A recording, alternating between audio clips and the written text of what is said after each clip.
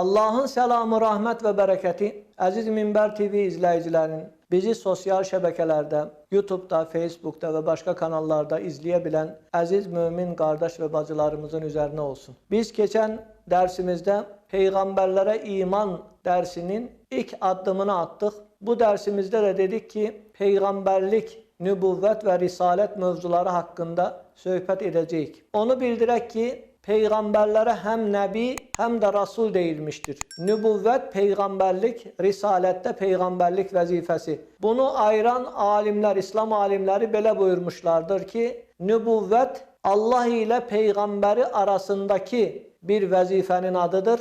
Risalet ise peygamberin Allah'tan aldığı peygamberlik vazifesini insanlara tebliğ etmek, o vahyi çattırmak. Buna da risalet değilmiştir. Nübüvvet sahibine nebi, risalet sahibine de rasul değilmiştir. Biri nebi, peygamber olarak, yani elçi olarak, rasul da elçi olarak. Rasul aslında bir risalet, bir Arap dilinde risale, mektuba da deyirlər, bir mesajdan gelene deyirlər.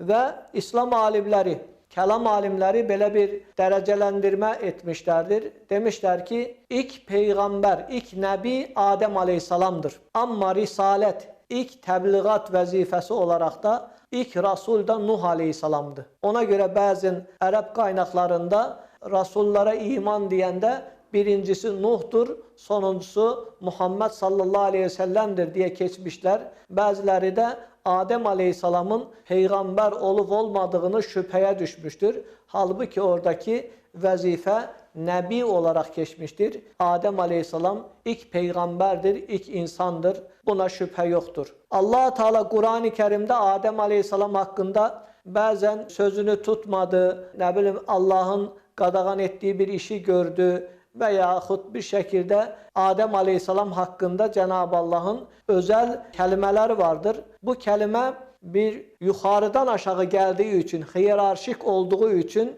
Allah'ın Adem Aleyhisselam hakkında ele söylemesi caizdir. Ama bizim Adem Aleyhisselam hakkında, Adem babamız hakkında qeyri-adi bir kelimeler söylemek, Adem de günah işledi, Adem de onu elədi, Adem belə getdi, Adem elə getdi söylemek heç şekilde caiz olmaz. Çünkü Saffat suresinin son ayetlerinde Sübhane Rabbike Rabbil İzzeti amma yasifun ve selamun alel murselin velhamdülillahi Rabbil alemin diye bitir. Ve selamun alel murselin, bütün peygamberlere selam olsun dedik. Ona göre peygamberlerin Adem Aleyhisselam'dan son peygamberin de adını çekene kadar aleyhisselam dedik. Aleyhisselam, yani Allah'ın selamı onun üzerine olsun. Aleyhisselam kelimesini de esasen bu ayete göre peygamberlerden başkasına söylememek lazımdır. Çünkü esil ehli aleyhisselam dediğimiz, normalde biz selamun aleyküm diyende de Allah'ın selamı senin üzerine olsun diyebilirik. Ama peygamberlere hürmet ifadesi olarak aleyhisselam sadece peygamberlere işlense İslam alimleri bunun daha güzel olduğunu, daha uygun olduğunu söylemişlerdir. Diğerleri hakkında ise mesela bir İslam alimini hatırlayanda rahmetullah aleyh, bir sahabini hatırlayanda radiyallahu anh, kadın olanında radiyallahu anha, ata oğul olanda veyahut iki sahabini ifade edende radiyallahu anhuma, Allah onların ikisinden de razı olsun şeklinde söylemek bir edeptir. Bir Müslümanın, bir müminin edebidir. Büyüklere karşı hürmet göstermek bütün selefin de halefin de esas akidesinin içinde var. Hatta selef akidesinde büyüklere tazim, hürmet göstermek diye bir maddede qeyd olunmuştur. Ona göre nübüvvet vazifesi, bazı peygamberler hem nebidir hem rasuldur, bazıları ise sadece nebidir. Ona göre deyirlər ki bir şeriyetten gelen, bir kitapla gelen rasul olur o şəriəti, o Rasulun gətirdiyi şəriəti təbliğ edənlər isə nəbi olaraq sayılır. Peyğəmbərimiz sallallahu aleyhi ve sellem, Peyğəmbər gördüm, sadəcə özü var. Peyğəmbər gördüm, sadəcə yanında 1-2 nəfər var. Peyğəmbər gördüm, yanında çox insanlar, yüzlər var. Peyğəmbər gördüm, yanında çoxlu minlər. Peyğəmbərə də yəni göstərdiyi zaman ən çox Peyğəmbər ümməti olan Peyğəmbərimizdən sonra Musa aleyhissalamdır. Ən çox ümmət olan da Peyğəmbərimiz sallallahu aleyhi ve sellem'dir. Ona görə biz ümmət olaraq Peyğəmbərimiz sallallahu aleyhi ve sellemin ümməti etdiyi üçün Allaha çox şükürlər eləməliyik. Ən son Peyğəmbərin, ən son seçilən Peyğəmbərin ümməti. Peyğəmbərlərin dərəcəsinə gəldikdə isə belə deyirik, Peyğəmbərlər haqqında, sayı haqqında zəif 1-2 hədis var. Yəni güclü, mütəvatir, sahih qaynaqlarda olmasa da Peyğəmbərlərin sayı haqqında belə bir Əhməd bin Hanbəlin müsnədində keçən Allah-u Teala 124 bin bir hədisdə, o biri hədisdə 224 bin nəbi, Peyğəmbər göndərdi. Onların 315'i Rasuldur deyə bir rivayət vardır. Yəni bu rivayətdən başqası da olmadığına görə kitaplarda belə keçmiş. Ona görə 124 bin veya 224 bin Peyğəmbər deyirlər. Bütün hamısına inanmaq vacib olduğu üçün, bir müminin vəzifəsi olduğu üçün sayının da müəyyən bir sayı, bir həqiqətə çatan bir sayının dəqiq bilmədiyimiz üçün bizim imanımız belədir. İlk Peyğəmbər Adəm aleyhissalam, son Peyğəmbər Muhammed sallallahu aleyhi ve sellem olmaqla bunların arasında gəlib keçən bütün Peyğəmbərlərə iman etdik. İman belə bu şəkildə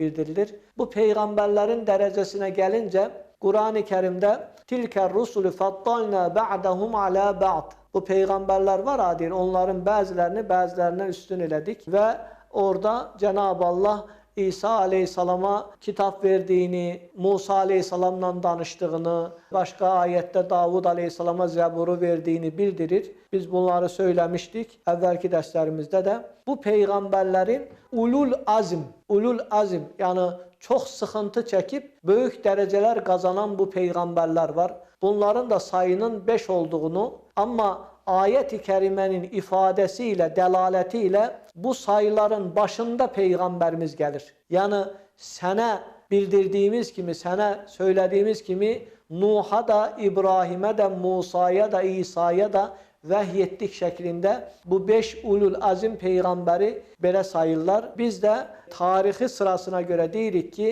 ilk ulul azim peyğəmbər Nuh aleyhissalamdır. Hazreti Nuh aleyhissalamdır. İkincisi İbrahim aleyhissalamdır. Üçüncüsü Musa aleyhissalamdır. Dördüncüsü İsa aleyhissalamdır. Beşincisi ise Muhammed sallallahu aleyhi ve sellem'dir. Kur'an-ı Kerim'de 25 peyğəmbərin adı keçilir. Bu peyğəmbərlər Adəm aleyhissalamdan başlayır. Son peyğəmbərimiz Muhammed sallallahu aleyhi ve sellemlə bitir. 25 peyğəmbərin həyatından. Hətta demək bu Qur'an-ı Kerim bir tarix kitabı olmadığı üçün peyğəmbərlər haqqında edilən rivayətlər, ibrətlər isə yəni ibrət almaq üçün, ondan nəsihət almaq üçündür. Daha əlavə 3 peyğəmbər haqqında peyğəmbərliyi şübhəli olan, yəni peyğəmbərliyi şübhəli deyəndə Peyğəmbər mi yoxsa Allahın vəli qulu mu olduğu bilinməyən Loğman aleyhissalam, Zülqarneyn aleyhissalam Kəhf surəsində, bir də Uzeyr aleyhissalam var, Uzeyr aleyhissalam. Bu da həm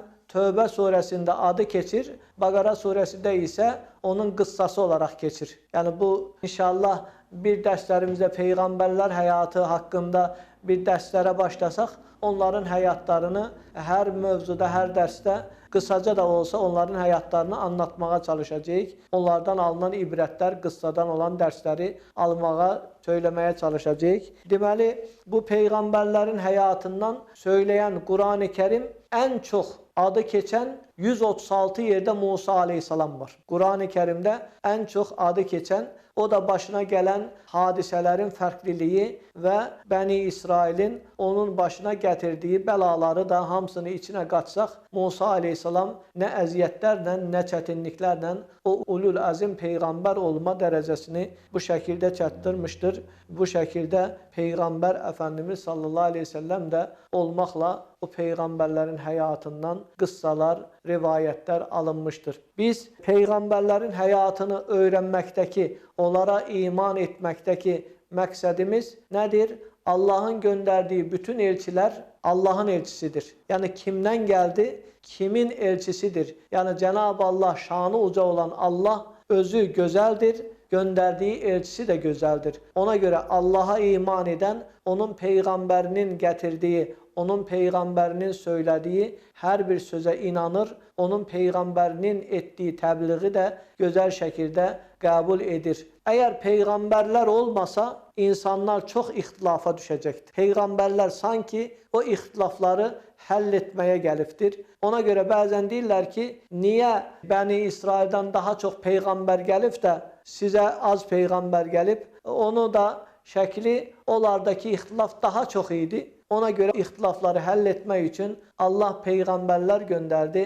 Amma maalesef onlar peyğəmbərlərə bir dəyər verə bilmədiyinə görə, onlar peyğəmbərləri kitablarında fərqli şəkildə ifadə etdiyinə görə bəzən onları söydülər, döydülər, hətta öldürdülər. Cenab-ı Allah peyğəmbərlərə qarşı ədəbsizlik etməkdən cümləmizi mühafizə eyləsin. Gələn dərslərimizdə inşallah peyğəmbərlərə verilən özəlliklər və hər bir peyğəmbərə verilən möcüzələr haqqında danışmağa, dərsimizi bu şəkildə davam etdirməyə çalışacağıq. Cenab-ı Allah bizə bu peyğəmbərlərin şəfaətini nail eyləsin. Allahın səlamı, rəhmət və bərəkəti üzərinizə olsun.